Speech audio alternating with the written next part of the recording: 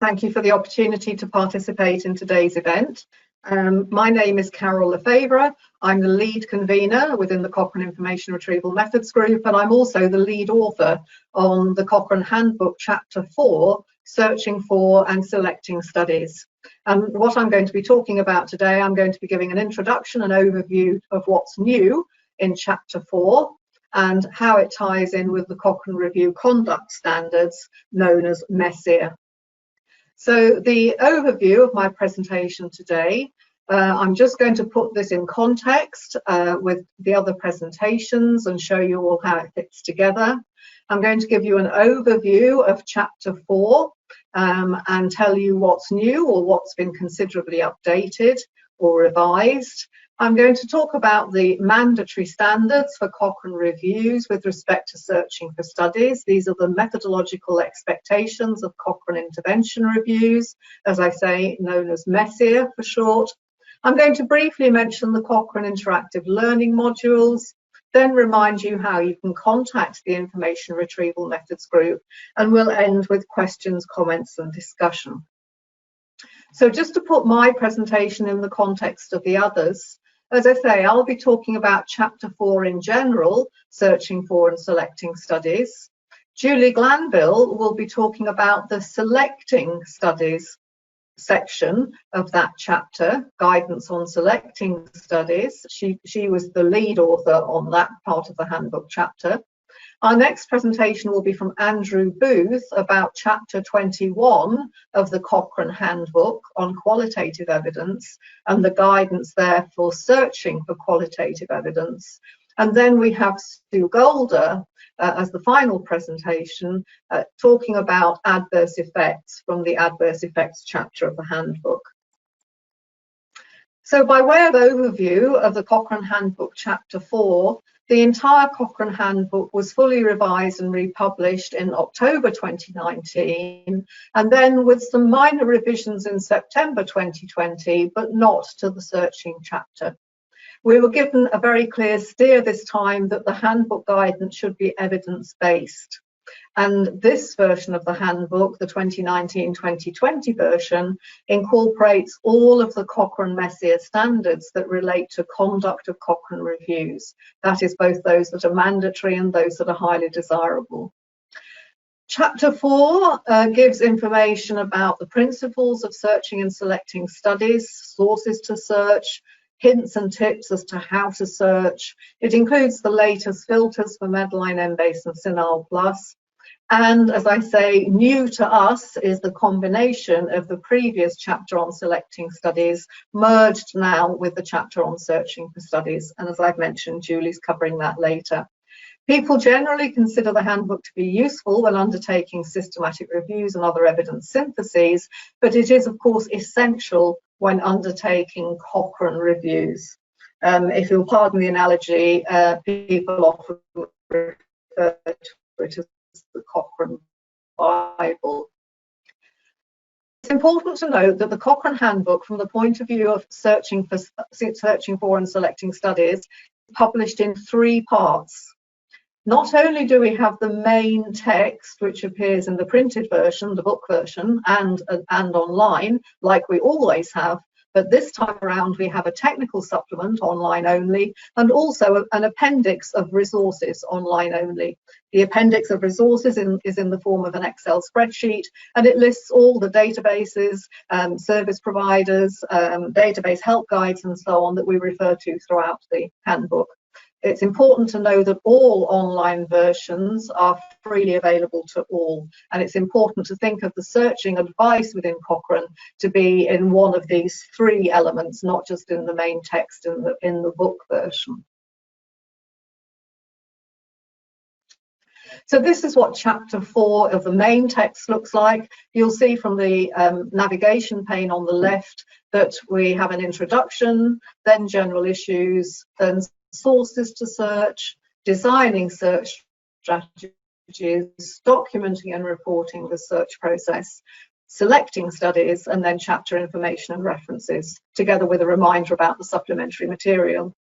With regard to what's new or what's heavily revised within the main text, This would be sections 4.4.8, peer review of search strategies, 4.4.10, the timing of searches, that is that the updates have to be within at the maximum 12 months of publication date, and 4.4.11, a new section on when to stop searching. With regard to the technical supplement, I've highlighted on the next few slides the areas which are either new or considerably revised. And these are ongoing studies and unpublished data sources, trials registers, trials results registers, regulatory agency sources and clinical study reports, general web searching, including search engines, Google Scholar, etc., Cochrane-wide search initiatives and the Cochrane Centralized Search Service to populate Central with reports of randomized controlled trials or quasi-randomized studies, text mining for term selection, search filters, as I've already mentioned, for Embase and CINAHL+, as well as RCTs, and identifying fraudulent studies, other retracted publications, errata and comments.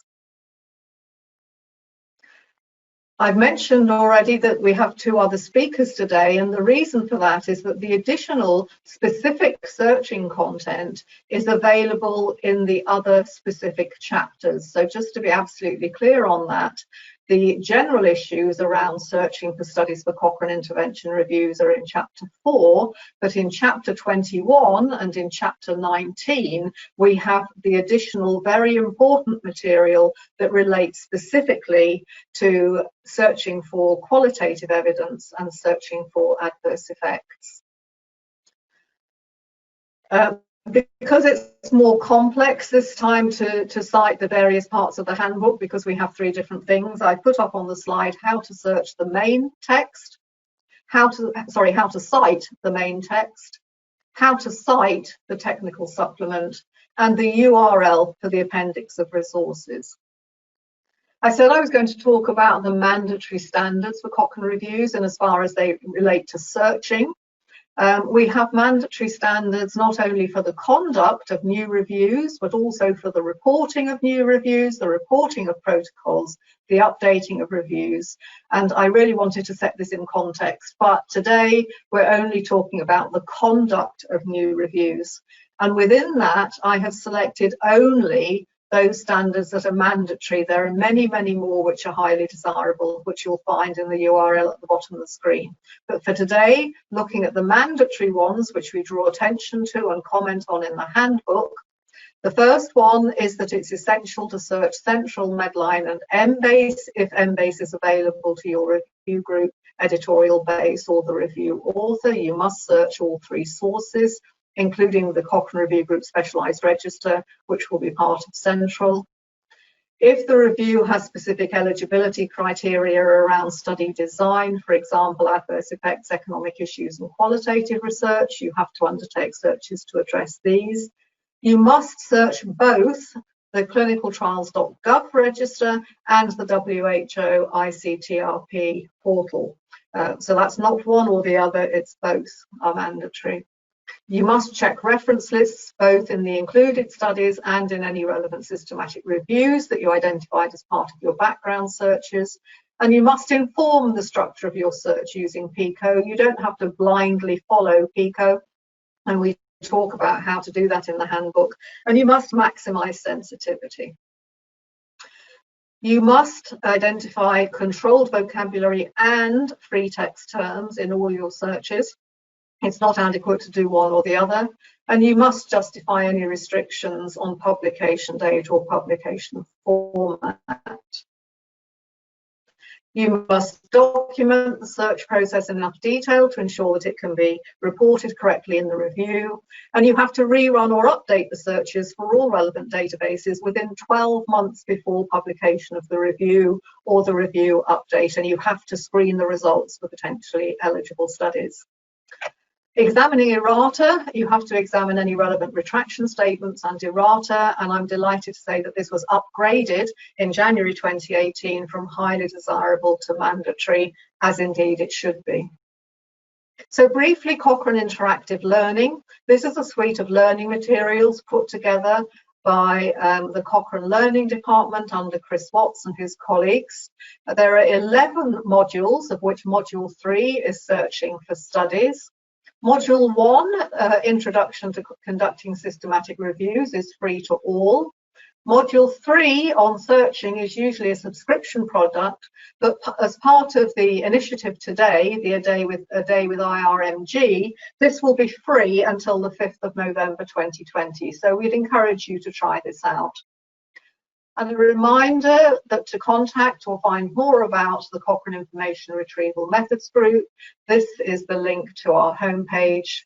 And I'm now going to end and invite questions, comments, and discussion. Thank you very much, Carol. So we have one question here. It's from Joanne Abbott, and she asks, as clinicaltrials.gov and ICTRP are now searched to populate Central, do they also have to be searched separately for reviews? Right, thank you, Jo. That's a very good question. I think that my advice would be to search them separately as well. You're absolutely right. Both of those sources are part of the very valuable initiative undertaken by the Centralised Search Service. But it's important to remember that not all fields within these resources are transferred into Central. So if, for example, you search clinicaltrials.gov through clinicaltrials.gov, you will have available to you many more fields than you will have in the record that's been extracted and put into Central. So that's not to say that it's not helpful and useful and relevant to have these records in Central, but my advice would be to also search the source records. Great, thank you. We also have a couple of the same question actually, which are, will the slides be shared after the presentation? Sorry, Ella, could you repeat that? A few people are asking, will the slides be shared after the presentation? My understanding is that it was Chris's intention to share PDFs of all the slides, but it could be that he hasn't actually asked the presenters that yet, in which case I'll speak for myself only and say that yes, PDF version of my slides will be made available afterwards, and Chris can correct us through some channel or another if he has got clearance from the other speakers. Brilliant. Okay, we have another question from Linda, who asks, which sources are used to identify retracted papers?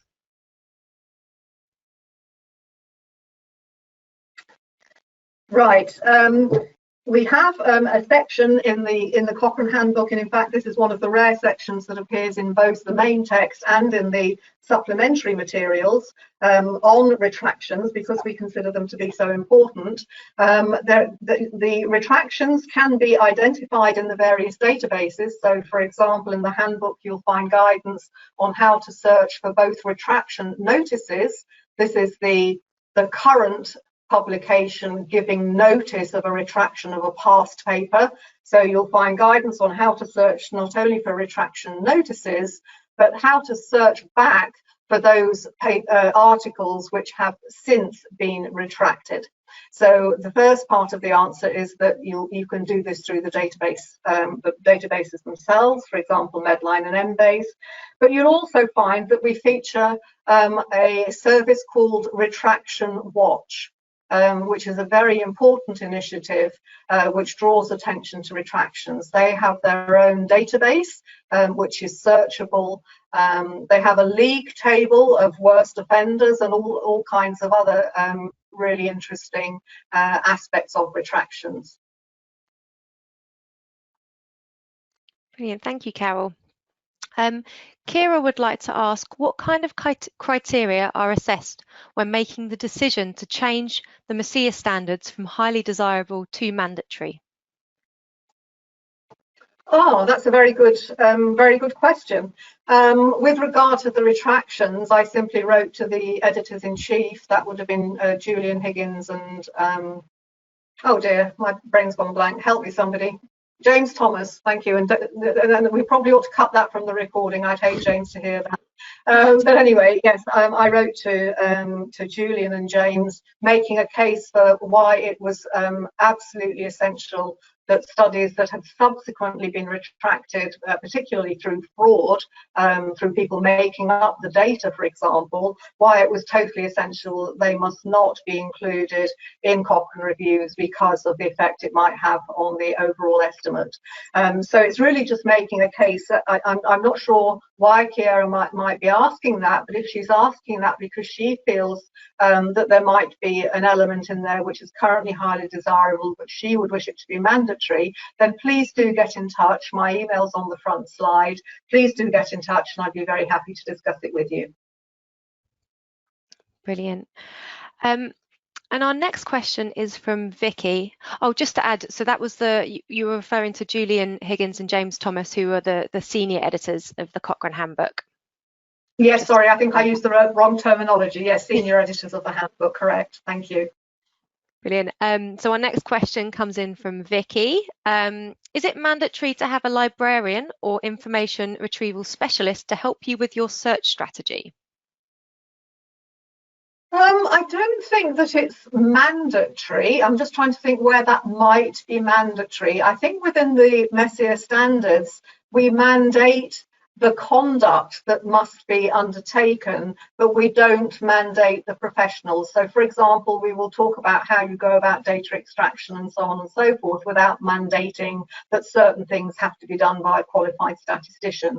So it isn't anywhere mandated, but you will find that the Cochrane Handbook Searching for Studies chapter is totally littered with the advice time and time again to seek the advice of a qualified information specialist with experience of identifying studies for evidence synthesis. This isn't a level of experience that every medical librarian has, so we do make that distinction. And by far the majority of Cochrane review groups do have such a qualified person whose role it is to identify the studies for the specific reviews. Brilliant. And then our next question actually delves a little bit deeper into retractions and errata.